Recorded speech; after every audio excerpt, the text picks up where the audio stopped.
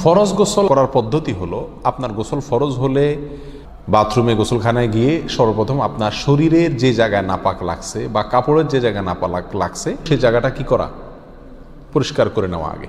যদি আপনার জায়গাটা চিহ্নিত থাকে যে এই জায়গাটা নাপাক লাগছে, ওই জায়গাটা ধুয়ে ফেলান। এরপরে নামাজের জন্য যেভাবে আমি অজু করছি সেভাবে অজু করা।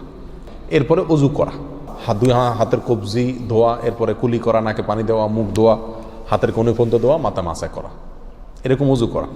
অজু করার পরে এবার আপনি গোসল করেন। সেটা শাওয়ার দিয়ে আপনি মাথার উপরে পানি ঢেলে হোক আর আপনার মগ দিয়া হোক, যেভাবে হোক আপনি গোসল করেন।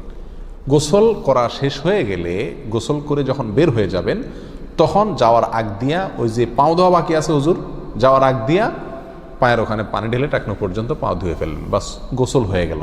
এই ভিতরে আপনার শরীরের প্রতিটি অঙ্গের প্রতিটি জায়গায় পানি পৌঁছানোর চেষ্টা করতে হবে। প্রকাশ্য অঙ্গ যেগুলো, নাভির প্যাচ থেকে নিয়ে, বগলের নিচ থেকে নিয়ে, আঙ্গুলের চিপা থেকে নিয়ে, প্রত্যেকটা জায়গায় যেন পানি যায়, সেজন্য সেখানে পানি পৌঁছানোর চেষ্টা করতে হবে। ডলার দরকার হলে ডলবে, যেভাবে ওখানে পানি পৌঁছাতে হবে। কানের প্যাঁচের ভিতরে, একেবারে গভীরে না, প্যাচগুলোর ভিতরে যেন পানি যায় সেদিকগুলো খেয়াল রাখতে হবে। কোনো একটি জায়গা যদি শুকনা থাকে তাহলে কি হবে না, ফরজ গোসল হবে না।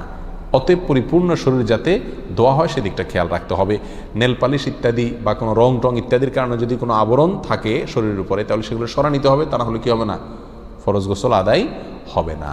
কথা, প্রথমে শরীর এবং কাপড় থেকে নাপাকগুলো ধুয়ে নেব, এরপরে অজু করব পূর্ণাঙ্গভাবে, পাও ধোয়া বাদে, এরপরে গোসল করব।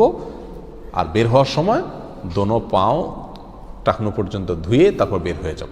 এই গোসলের সাথে আমার অজু হয়ে গেল। এই গোসলের পরে আর কি করার দরকার নাই, অজু করার দরকার নাই। অনেকে গোসলের পরে অজু করেন, এটা কোনো প্রয়োজন নাই।